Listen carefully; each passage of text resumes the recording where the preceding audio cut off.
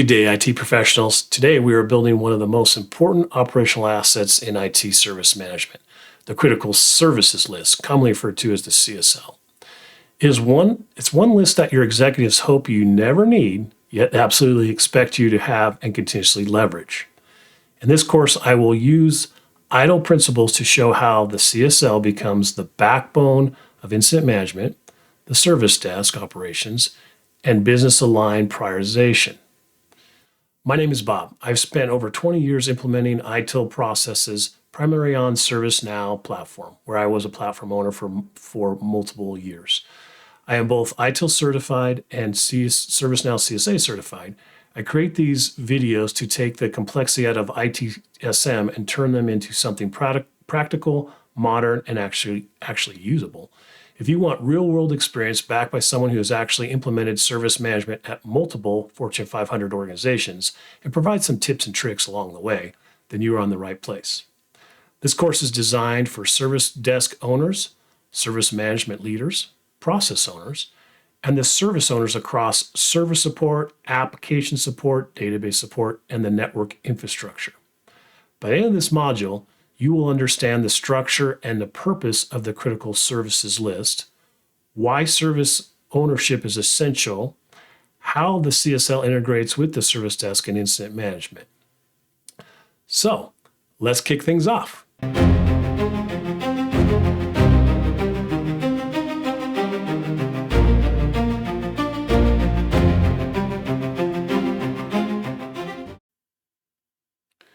The Critical Services List is a key document that should be utilized at every organization.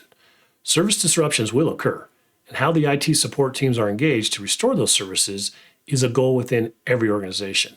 I will guide you through how organizations identify and prioritize these services that matter most to the business, help ensure continuity, produce good customer experience, and strive to maintain operational stability. And do not forget to subscribe and comment as you see fit. You know the drill. It helps my channel. I also have a link below to my website where I post these presentations, offer free guides, and provide consulting services. So what is the Critical Services List? Well, let's begin with the foundation. The Critical Services List and why we need one is key at any organization.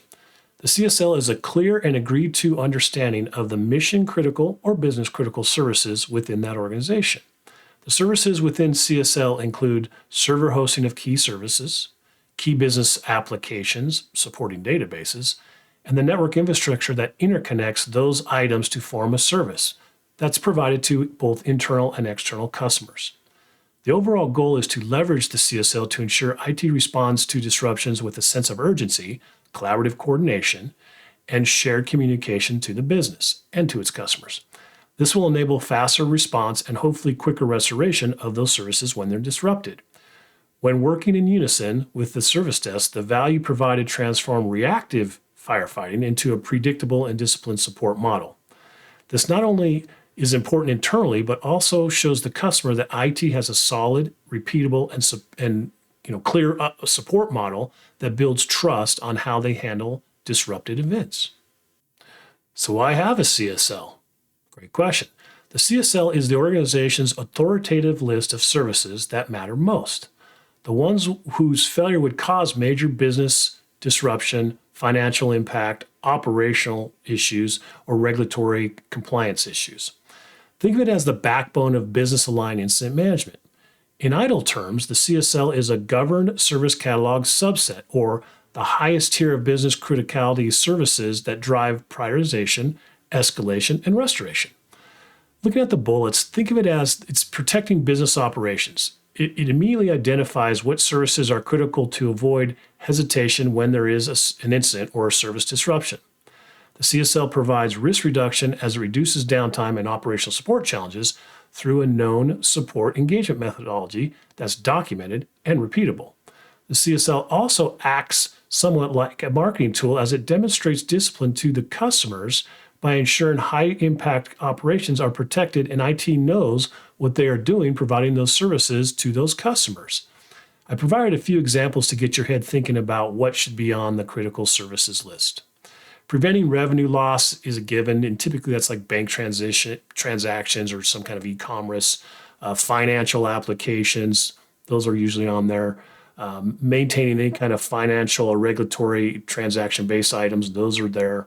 But basically in the terms of ITIL, CSL aligns directly with the service value system, where value is co-created by ensuring the most essential services remain stable and recover quickly when they are disrupted.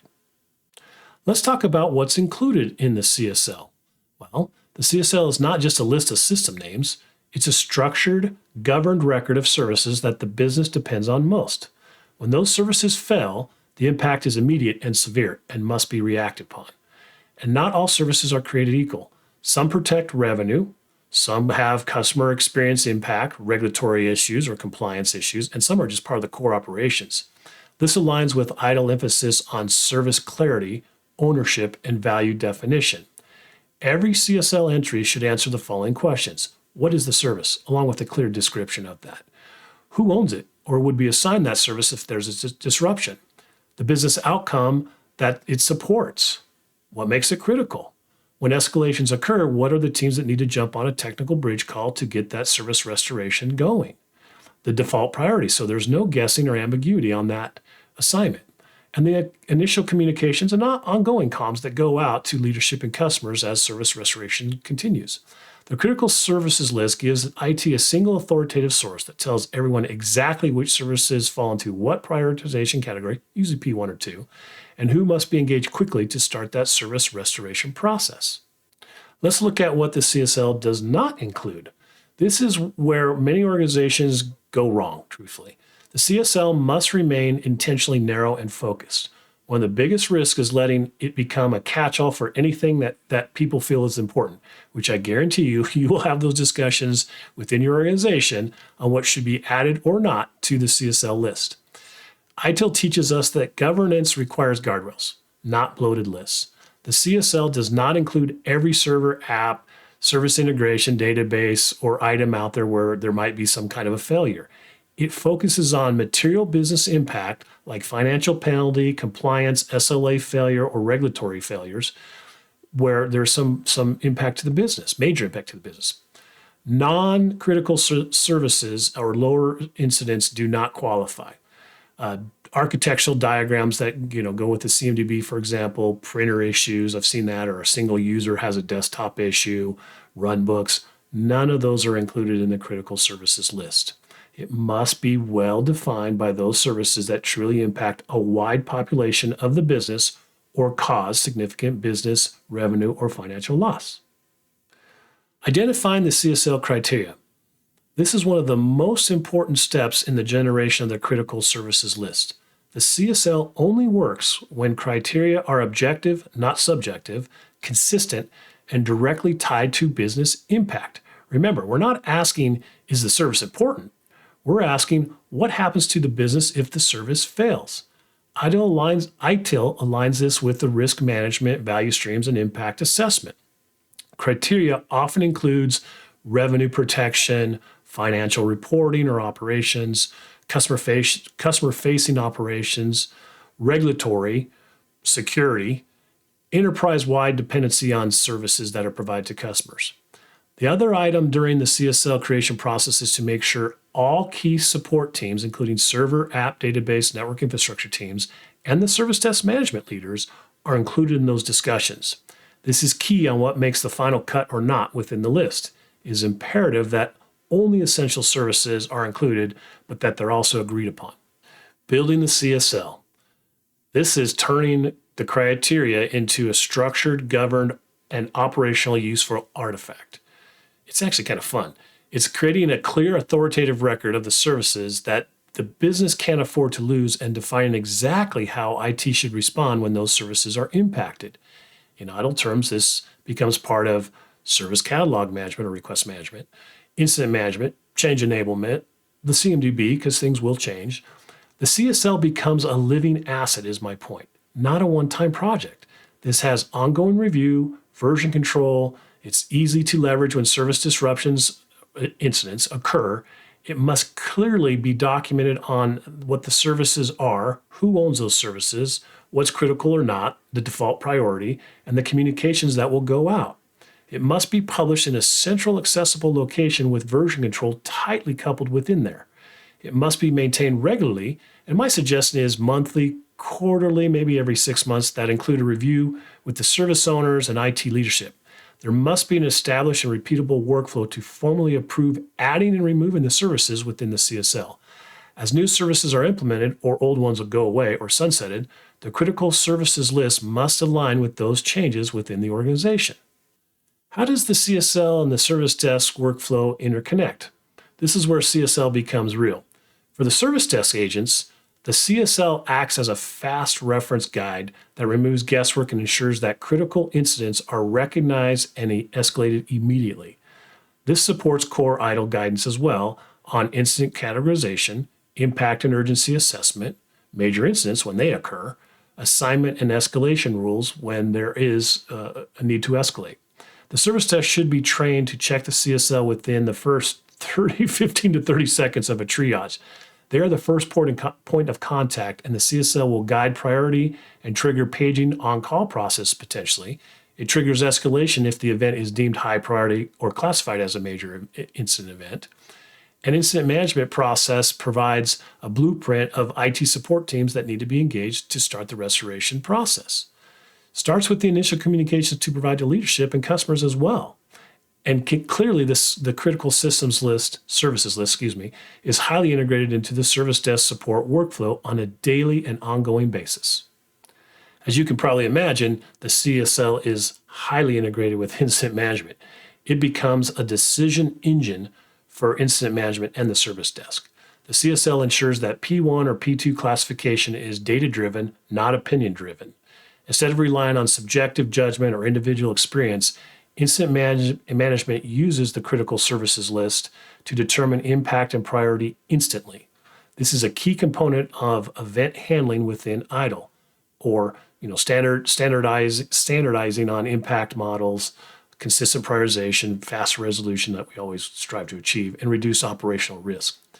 Incident management is the driver to consume events to drive prioritization logic for record creation and aligns with the major incident management or MIM process as well if deemed a critical service is impacted.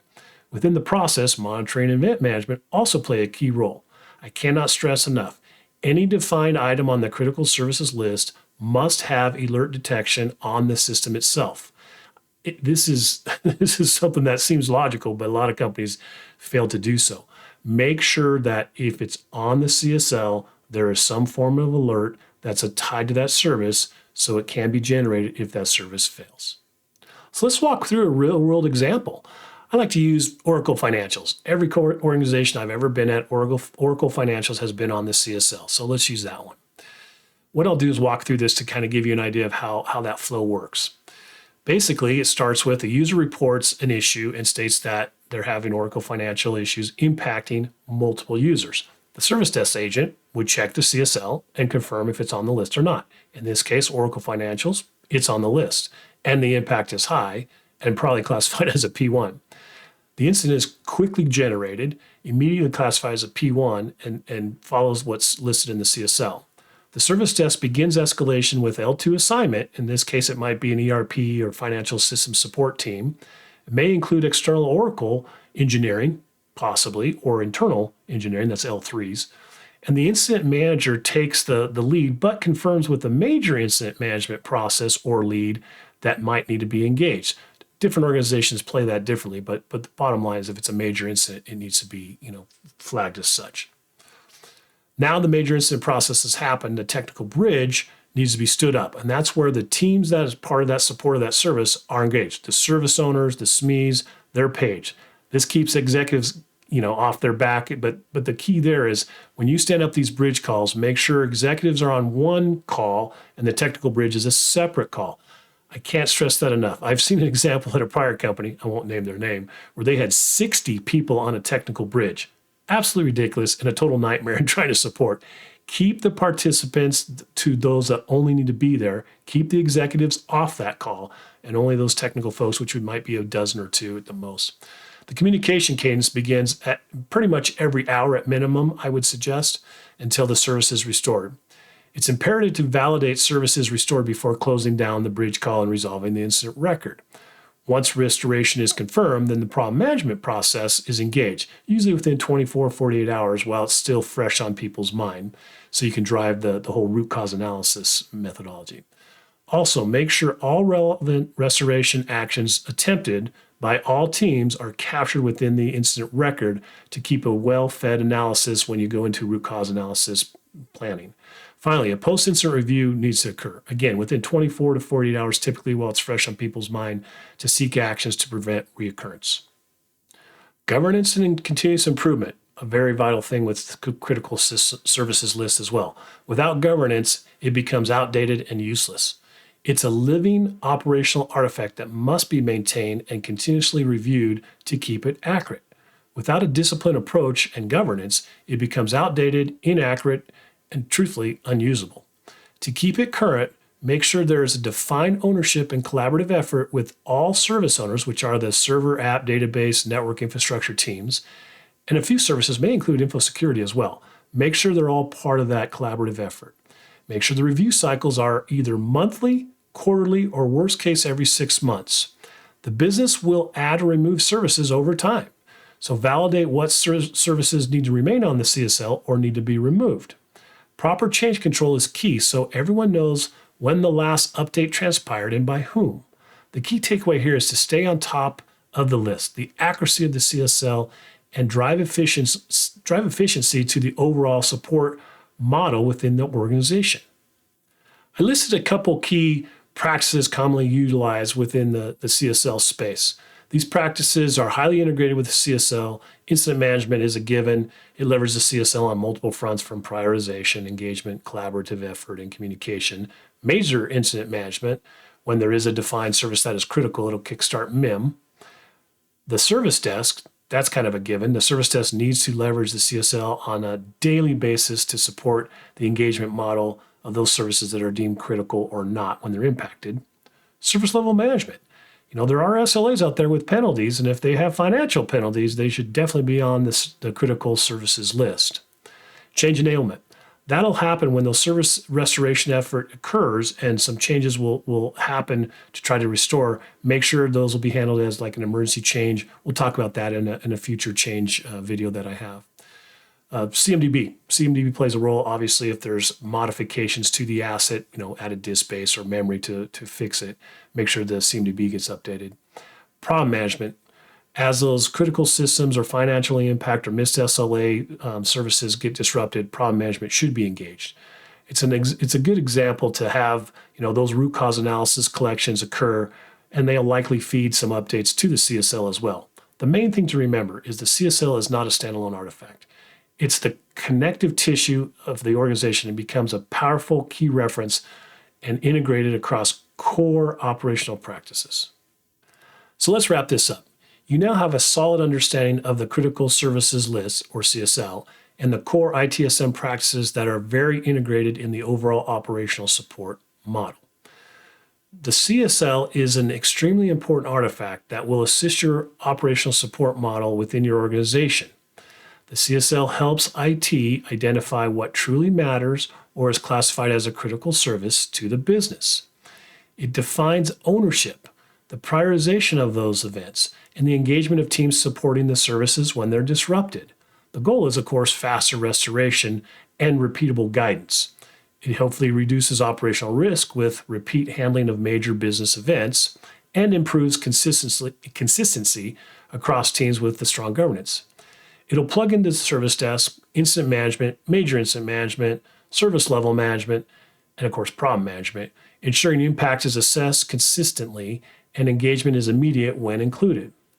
I appreciate you hanging out with me and hope this provided value to you and your organization. As always, this presentation will be posted on our website, bottom right-hand corner, and I also have a sample CSL template for free that you can download and other useful documentation out there as well. And be sure to check out my ITSM content library on each of the ITIL practices as I post them, and visit onboardingitsm.com for more coaching. And of course, I'm here to provide consultant services if your organization needs help, a little hand-holding in your IT service management journey. Thanks and have a great day.